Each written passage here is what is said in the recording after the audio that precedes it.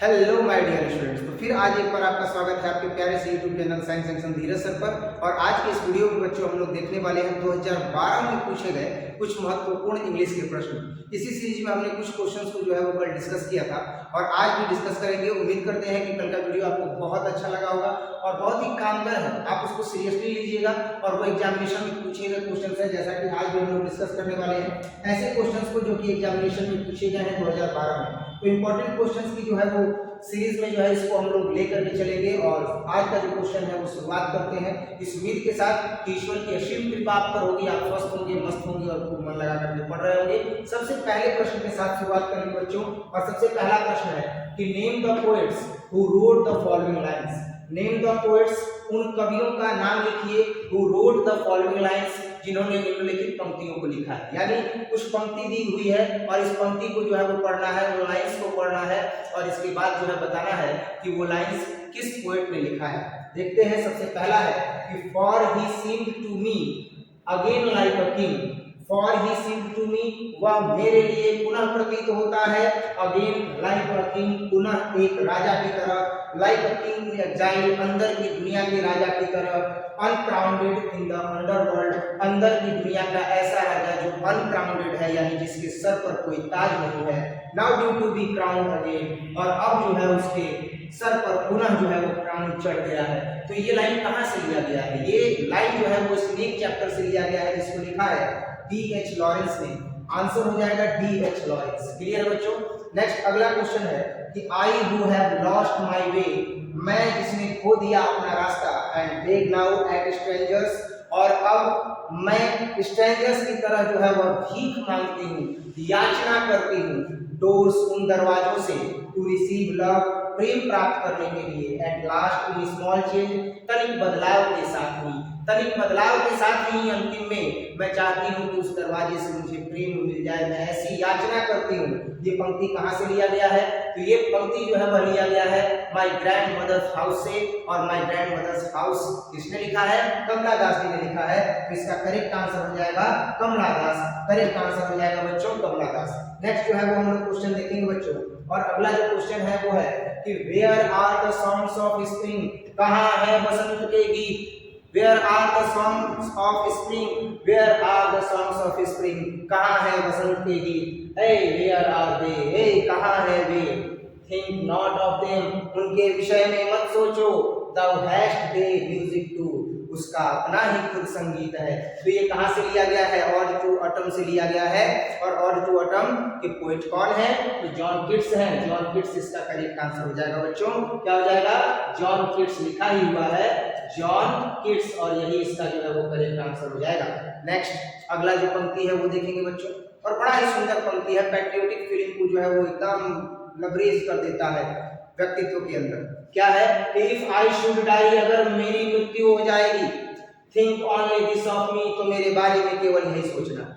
If I should die, अगर मेरी मृत्यु हो जाएगी, think only this of me, तो मेरे बारे में केवल यही सोचना। That's there some corner of a foreign field, that there's some corner of a foreign field, की विदेशी सरजमी का वह कोना, that is forever for England, जो हमेशा के लिए किसके लिए हो जाएगा? इंग्लैंड के लिए हो जाएगा। यानी विदेशी सरजमी का वह कोना जहां मुझे दफना दिया जाएगा वह हमेशा के लिए इंग्लैंड का हो जाएगा। कहां से लिया गया है? 10 सोल्जर से। कहां से लिया गया है? 10 सोल्जर से। और 10 सोल्जर को किसने लिखा है? तो 10 सोल्जर को रूपर्ट ब्रोकी जी ने लिखा है। करेक्ट आंसर हो जाएगा रूपर्ट ब्रोकी। अगला जो है वो देखिएगा बच्चों और ये भी बड़ी सुंदर जो है वो कविता है, सॉन्ग ऑफ माई सेल्फ से लिया गया है। और सॉन्ग ऑफ माई सेल्फ के जो राइटर है वो कौन है? वाल्ट व्हाइटमैन है। पर पंक्ति तो पढ़ रहे हैं कि पंक्ति कौन सी है? आई सेलिब्रेट माई सेल्फ, मैं खुद ही उत्सव मनाता हूँ। आई सेलिब्रेट माई सेल्फ, मैं खुद ही उत्सव मनाता हूँ। एंड सिंग माई सेल्फ, और खुद ही गीत गाता हूँ। एंड वॉट आई एज्यूम, और जो मैंने एज्यूम कर लिया, जो मैंने मान लिया, यू शैल एज्यूम, क्या वो तुम भी मानोगे? क्या वो तुम भी मानोगे? वॉट आई एज्यूम, जो मैंने मान लिया, यू शैल एज्यूम, क्या वो तुम भी मानोगे? क्या मानोगे? For every atom belonging to me, कि हर वो परमाणु जो मुझसे जुड़ा हुआ है, हर वो रक्त का कण जो मुझसे जुड़ा हुआ है, me as good belongs to you, ठीक वह उसी तरीके से तुमसे भी जुड़ा हुआ है। अर्थात हम लोगों में कोई भेदभाव नहीं है। We are son of gods, हम लोग जो है वो ईश्वर की संतानें हैं, हम लोग ईश्वर की संतानें हैं। ये तो मनुष्य है जो मनुष्य और मनुष्य के बीच में डिस्क्रिमिनेट कर देता है, भेदभाव कर देता है। तो क्या जो मैंने मान लिया, क्या जो मैंने मान लिया और मान करके उत्सव मना रहा हूँ, आई सेलिब्रेट माई सेल्फ, मैं उत्सव मनाता हूँ, एंड सिंग माई सेल्फ, और खुद ही गीत गाता हूँ, एंड व्हाट आई एज्यूम, और जो मैंने मान लिया, यू शैल एज्यूम, क्या वो तुम मानोगे, for ever atom belonging to me, हमेशा से वह परमाणु जो मुझसे जुड़ा हुआ है, as good belongs to you, वह उतना ही तुमसे जुड़ा हुआ है। कहाँ से लिया गया है, सम ऑफ माई सेल्फ से लिया गया है, और वाइट वाइट मैन से लिखा है। अगला जो है वो क्वेश्चन देखेंगे बच्चों, और ये भी जो है वो 2012 में जो है वो पूछा हुआ क्वेश्चन है। तो ये जो है वो फोर्थ सेक्शन से समरी है, क्या है कि summarise any one of the following pieces, आप सारांश लिखिए निम्नलिखित में से किसी एक बिंदु पर। तो वो कौन सा बिंदु है, ध्यान दीजिएगा। आप जो है वो द अर्थ पर भी जो है वो लिखा जा सकता है। इसके बाद जो है India through a traveller eyes से जो है वो लिखा जा सकता है, THROUGH होगा। इसके बाद इंडियन सिविलाइजेशन एंड कल्चर पर जो है वो आपको समरी लिखना है या द अर्थ पर लिखना है। तो देखते हैं समरी। तो समरी जो है वो सबसे पहले हम लोग देखेंगे India through a traveller eyes, India through a traveller eyes जो लिखा गया है पर्ल एस्बक के द्वारा। किसके द्वारा लिखा गया बच्चों, पर्ल एस्बक जी के द्वारा लिखा गया है। देखते हैं कि Pearl S Buck in this short extract entitled India through a traveller eyes, Pearl S Buck ने इस छोटे से चैप्टर में जो दिया है India through a traveller eyes, भारत एक यात्री के दृष्टिकोण से, taken from my several words, वह लिया गया है इनके माय सेवरल वर्ड्स संरचना से।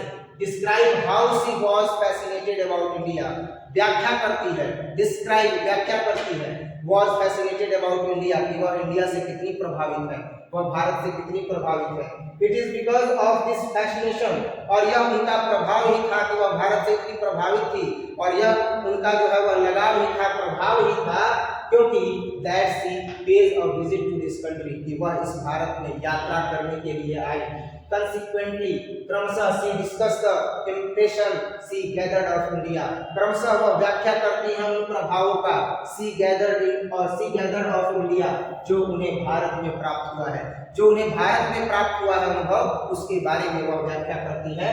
The author clearly says that, जो ऑथर है वह स्पष्ट रूप से यह कहती है कि the purpose of her visit to India, कि उनका उद्देश्य भारत में यात्रा करने का was not to see the Taj Mahal, कोई ताजमहल देखने का नहीं था। उनका उद्देश्य भारत में यात्रा करने का जो मकसद था, उनका उद्देश्य था वो ये नहीं था कि वो ताजमहल देखने के लिए यहाँ आई है और फतेहपुर सिकरी, और या फतेहपुर सिकरी वह देखने के लिए आई है, और the glories of empire in New Delhi, या न्यू दिल्ली के जो है वह ग्लोरीज को, गौरव को देखने के लिए आई है, यानी न्यू दिल्ली के एम्पायर के गौरव को वह देखने के लिए भारत नहीं आई है।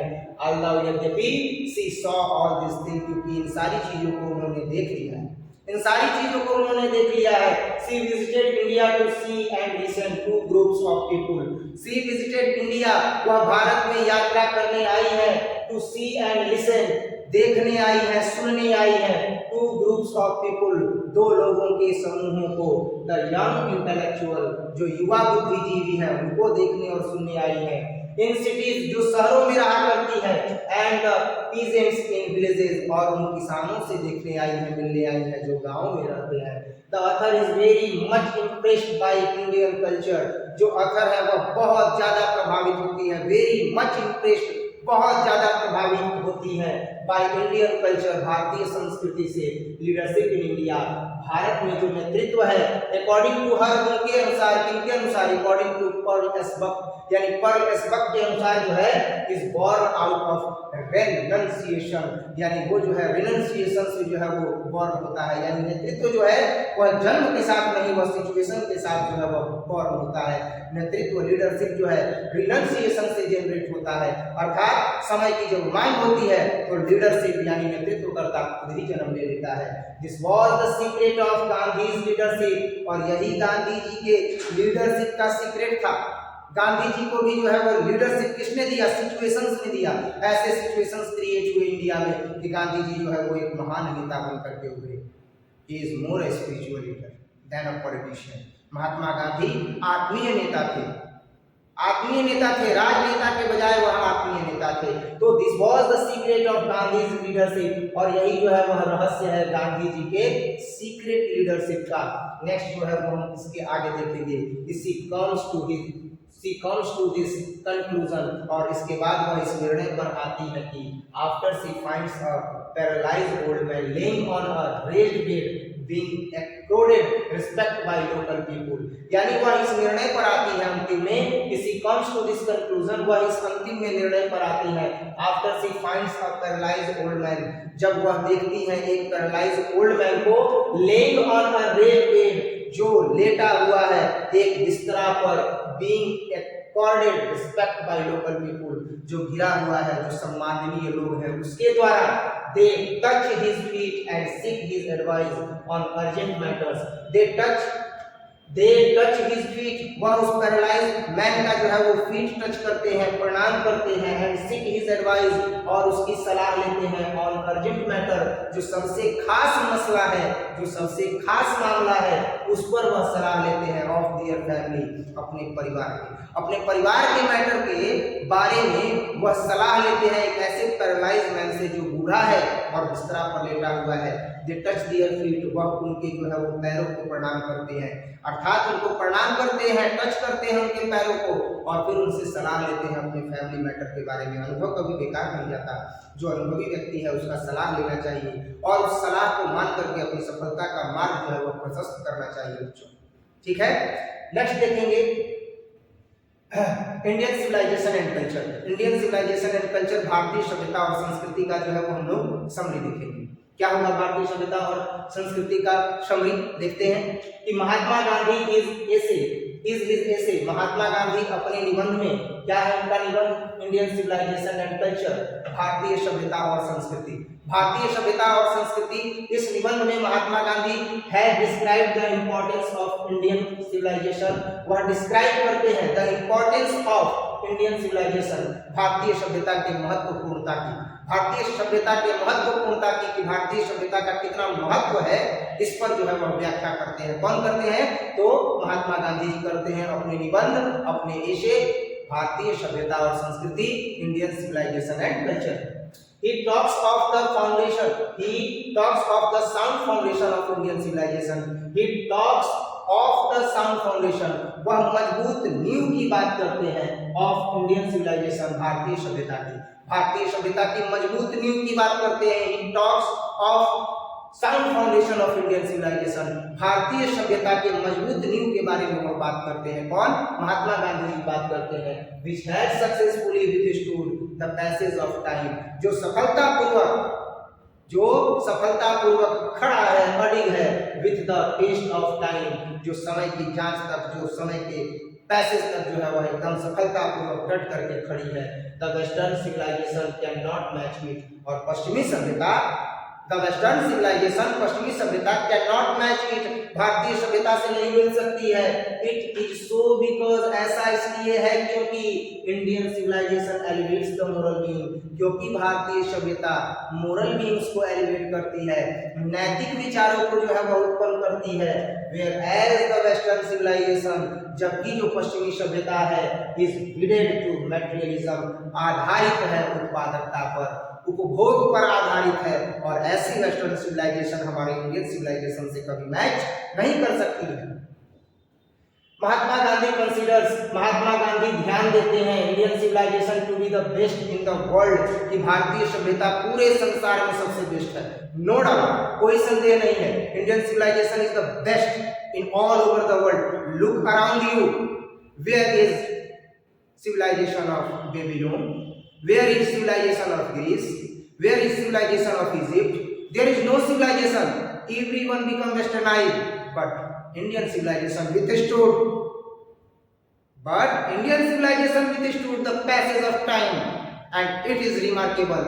We accept every changes on the anvil of our experience. We didn't refuse to accept any changes, but we accept everything at the anvil of our experience. If we find true and we find it's not harm to our civilization, it's not harm to our culture, then we accept it. But after that, we decide how make my Indian civilisation strong by the true following of its content, by true following of its every aspects which makes it great, जो इसको महान बना देता है। Next जो है वो हम लोग देखेंगे कि महात्मा गांधी क्या कहते हैं। तो महात्मा गांधी कहते हैं कि Mahatma Gandhi considers Indian civilisation to be the best in the world. He points out that, वह उजागर करते हैं कि while Roman and Greek civilisation perished, जब रोम और ग्रीस की सभ्यता और पेरिस की सभ्यता बदल गई, Indian civilisation continues to exist, तो आज भी भारतीय सभ्यता अभी एग्जिस्ट करती है।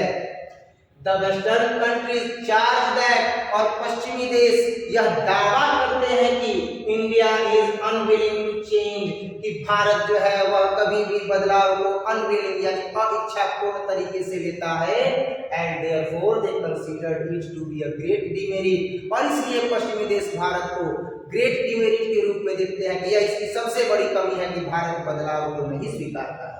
Mahatma Gandhi raises Indian working with hands and feet instead of machines, Mahatma Gandhi बढ़ावा देते हैं इंडियन वर्किंग, भारतीयों को कार्य करने के लिए, विथ हैंड्स एंड फीट, अपने हाथों से और अपने पैरों से, इंस्टेड ऑफ मशीन, मशीनों के बजाय, मशीन के बजाय हाथ और पैरों से काम करने के लिए बढ़ावा देते हैं। महात्मा गांधी जी भारतीयों को संबोधित करते हुए कहते हैं कि आप सब अपने हाथ और पैरों से काम कीजिए, मशीनों पर डिपेंडेंट मत रहिए। It keeps our moral fibre in order, और हाथ और पैर से जब हम काम करेंगे अर्थात हम अपना काम स्वयं करेंगे तो हमारी नैतिकता एक क्रम में बनी रहेगी। The author strongly disapproves promotion of materialism, जो ऑथर है, जो महात्मा गांधी जी है, स्ट्रांगली मजबूती से, डिसअप्रूव्स बिल्कुल बढ़ावा नहीं देते हैं, प्रमोशन ऑफ मटेरियलिज्म उत्पादकता की बढ़ावा को बिल्कुल भी बढ़ावा नहीं देते हैं इन लाइफ जीवन में, एज इट ब्रीड्स वाइस, क्योंकि यह सबसे खतरनाक है। उत्पादकता को बढ़ावा देना सबसे अधिक खतरनाक है। भारतीय सभ्यता और संस्कृति में बंधे रहना ही जो है वह मजबूती के साथ खड़े रहना ही जो है वो हमारे व्यक्तित्व को मजबूत करता है और पूरी दुनिया में हमारी पहचान को जो है वो बनाता है। एक ऐसा पहचान जो अमिट बन जाता है। इसलिए महात्मा गांधी जी डिसअप्रूव करते हैं मटेरियलिज्म को। Mahatma Gandhi is not against of what is good in other civilisation, Mahatma Gandhi is not against, Mahatma Gandhi ji विरुद्ध में नहीं है of what is good in other civilisation, कि भारतीय सभ्यता अदर सिविलाइजेशन की अन्य सभ्यता में जो है वह क्या अच्छा है। He is in favor of absorbing the good things, वह केवल अच्छी चीजों के फेवर में है।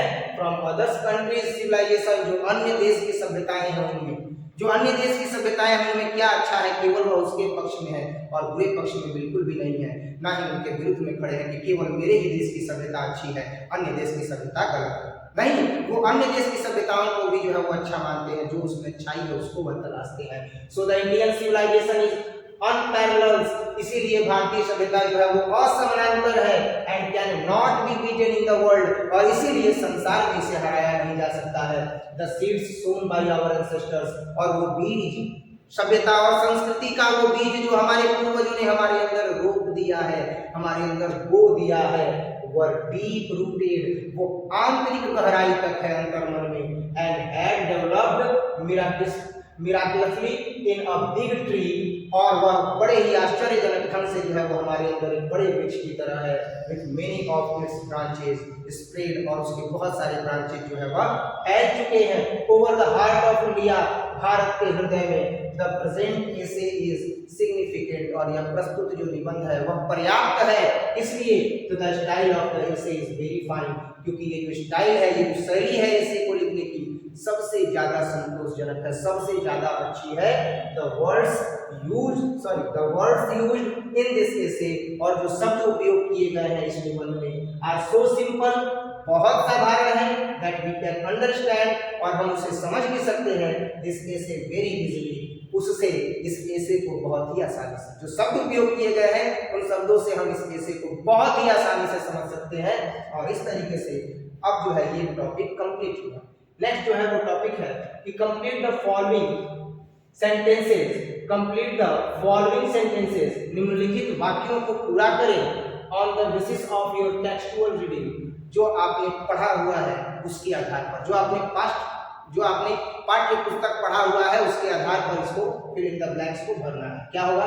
आई शैल बी टोल्ड दैट, मैं यही कहूंगा कि it is neither numbers nor multiplying of teachers that make the glory of man. तो यहाँ पर हो जाएगा the glory of man. The distinguishing characteristic of modern civilisation, modern civilisation का सबसे खराब जो चरित्र है, is an indefinite multiplicity of human wants, अनगिनत मानवीय इच्छाओं का होना है। तो ह्यूमन वांट्स जो है यहाँ पर फिल इन द ब्लैंक्स में भरा जाएगा।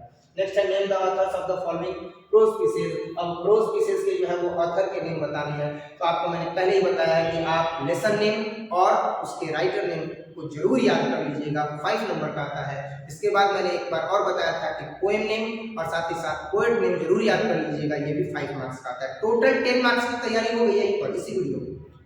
हाथ जोड़कर के रिक्वेस्ट है कि इसको जरूर याद कर लीजिएगा बच्चों।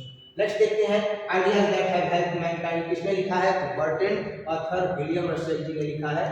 नेक्स्ट है Bharat is my home, doctor Zakir Hussain ji ने लिखा है। नेक्स्ट है India through a traveller eyes, Pearl S Buck ji ने लिखा है। नेक्स्ट देखेंगे name the author of the following works, इन रचनाओं के जो है वह जो लेखक हैं, ऑथर हैं, उनका नाम लिखना है। As you like it, William Shakespeare ji ने लिखा है। The old man and the sea, Ernest Hemingway ने लिखा है।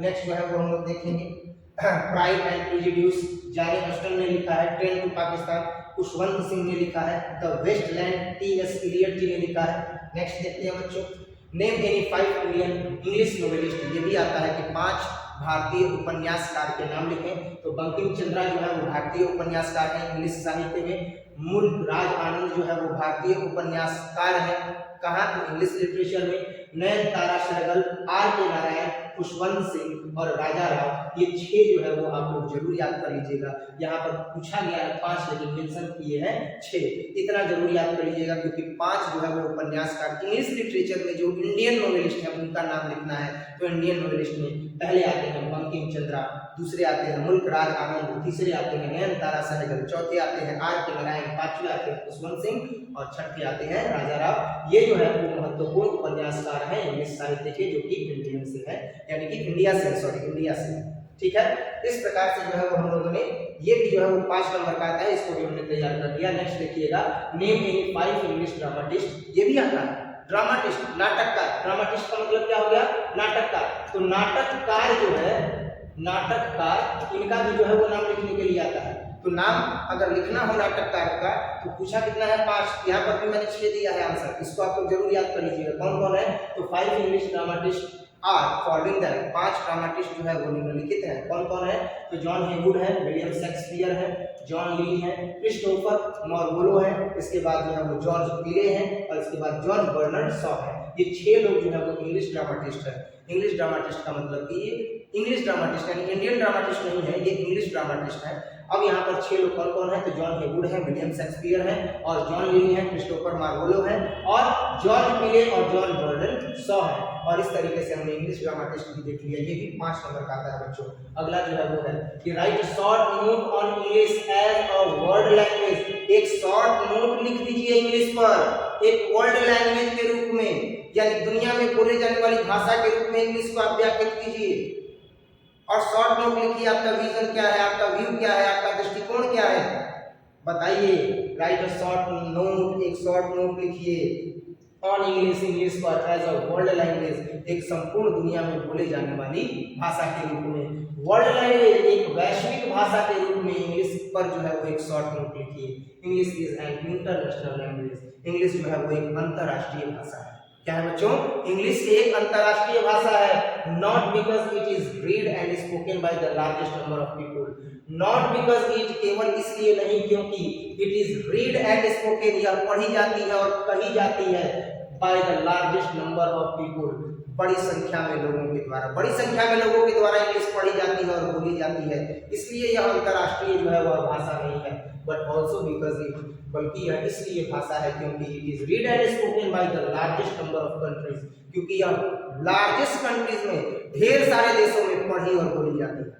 लोगों के द्वारा ज्यादा यह पढ़ी जाती है, बोली जाती है, इसलिए नहीं बल्कि ज्यादातर देशों में इंग्लिश पढ़ी जाती है और बोली जाती है। इस वजह से यह इंटरनेशनल लैंग्वेज हो जाती है, वैश्विक भाषा हो जाती है। Almost all the former colonies of Britain, almost all the former colonies of Britain, Britain के द्वारा जो उपनिवेश स्थापित किया गया था पहले प्राचीन काल में, have English as an important language, वहां इंग्लिश बहुत ही महत्वपूर्ण भाषा है।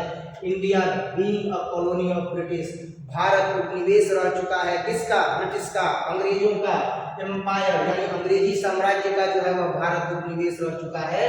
Has English as an important language, और यहाँ इंग्लिश जो है वो बहुत ही महत्वपूर्ण भाषा है। नेक्स्ट जो है हम देखेंगे अगला क्वेश्चन कि write short note on Indian English poetry. Indian English poetry, भारतीय अंग्रेजी का पेपर जो है वो एक शॉर्ट नोट लिखिए। इंडियन इंग्लिश पोएट्री, भारतीय इंग्लिश पोएट्री पर जो है वो भारतीय इंग्लिश पोएट्री यानी भारतीय अंग्रेजी कविता पर जो है वो आप क्या लिखिए? एक शॉर्ट नोट लिख दीजिए। तो जवाब सुनिएगा, English poetry in India began to be written. English poetry जो अंग्रेजी की कविता है इन इंडिया भारत में, बिगन टू बी रिटन प्रारंभ हो गया था उसका लिखना as early as the early part of the 19th century, 19वीं शताब्दी की शुरुआत में ही। 19वीं शताब्दी की शुरुआत में ही भारत में इंग्लिश में कविताओं को जो है वह लिखा जाने लगा, प्रारंभ कर दिया गया। Henry Louis, Vivian Derozio, Kashi Prasad Ghosh, Manmohan Ghosh, तोरुदत्त वर्धक, पियोनर्स और जो अन्वेषण करता थे इंग्लिश कविताओं के वो कौन कौन थे? तो हेनरी लुइस, विवियन थे डिरिजो, और काशी प्रसाद घोष थे, मनमोहन घोष थे, और तोरुदत्त वर्धक पियोनर इसके अन्वेषण करता, ये सब थे कवि जो उस समय 19th सेंचुरी में प्रारंभ कर दिए थे इंग्लिश में कविता लिखना। दियर मेजर कंसर्न्स, उनकी बड़ी बड़ी सोचें वर पैट्रियोटिज्म, देशभक्ति की, and the glorious past of India, और भारत के गौरव की उनकी कविताओं में दिखाई पड़ती थी। Sarojini Naidu also known as the nightingale of India, Sarojini Naidu जो है वो हमेशा जानी जाती है भारत के बुलबुल के रूप में। Wrote a good number of poems, उन्होंने एक बड़ी संख्या में अच्छी कविताओं का संग्रह लिखा है। सच एज, जैसे कि उन्होंने लिखा है village song, songs of Radha, उन्होंने विलेज सॉन्ग लिखा है, सॉन्ग्स ऑफ राधा लिखा है, एंड साउथ प्रेयर, और आत्मा की प्रार्थना को कविता को लिखा है। Reveal the real heart of India, जो भारत के रियल हार्ट ऑफ इंडिया को दिखाती है, अर्थात भारत के आत्मा को दिखाती है। रविंद्रनाथ टैगोर द नोबेल लैरिएट इन गीतांजलि, जो रविंद्रनाथ टैगोर जी हैं उन्हें नोबेल पुरस्कार भी दिया गया है इंग्लिश में कविताओं को लिखने के लिए, जो उन्होंने गीतांजलि लिखा है। एंड अरविंदो घोष इन सावित्री, और अरविंदो घोष ने जो है वो सावित्री रचना की है कविता की। Made moral and spiritual quest, जो कि उनके नैतिक और आत्मीय भाव को जो है वह दिखाता है। Their poetry was an attempt to restore, उनकी कविताएं जो होती थी वह प्राप्त कर लिया करती थी, रिस्टोर कर लिया करती थी the lost glory of India, Bharat के खोए हुए गौरव को। इंडियन पोएट्री इंग्लिश, और इंग्लिश में जो भारतीय कविता है मैच्योर्ड, वह व्यस्त हो गई, मजबूत हो गई, एंड बिगन टू एक्सप्रेस, और प्रारंभ की जाने लगी व्यक्त करना मॉडर्न इंडियन सेंसिबिलिटी, आधुनिक भारत के भावनाओं को, सेंसिबिलिटी को, in the latter part of 20th century, 20वीं शताब्दी के अंत तक। When poet likes Nazim Ezekiel AK, यानी इस समय जो है वो कौन कौन कवि थे? तो निज़म, एज़ेकिएल और एके जो है वह इस समय कवि बन चुके थे, और इंग्लिश लिटरेचर में जो है वह इंग्लिश पोएम्स को व्यक्त करने लगे थे। और इस तरीके से हमने 2012 में जितना भी प्रश्न अब तक पूछा गया था उन सभी प्रश्नों का संग्रह देख लिया बच्चों। उम्मीद करते हैं कि ये सारे प्रश्न आप जरूर याद कर लीजिएगा। Indian novelist, Indian dramatist, summary, और उसके बाद कुछ पंक्तियां दी रहेंगी और उनके राइटर्स का नाम लिखना है। अगर आप इतना कर लेते हैं, यकीन मानिए आप 30 से 40 नंबर आसानी से इंग्लिश में गेन कर सकते हैं। हम इसी तरह का बेहतरीन कंटेंट आपके लिए लेकर के आएंगे। उम्मीद करते हैं आपका और हमारा साथ जो है वह परीक्षा तक नहीं, आजीवन बना रहेगा। जीवन के हर एक पड़ाव पर जो है वो हम जरूर आपसे जुड़े रहेंगे, और उम्मीद करते हैं कि आप स्वस्थ रहेंगे, मस्त रहेंगे और खूब मन लगा करके पढ़ेंगे। मिलते हैं अगले वीडियो में बच्चों, तब तक के लिए जय हिंद।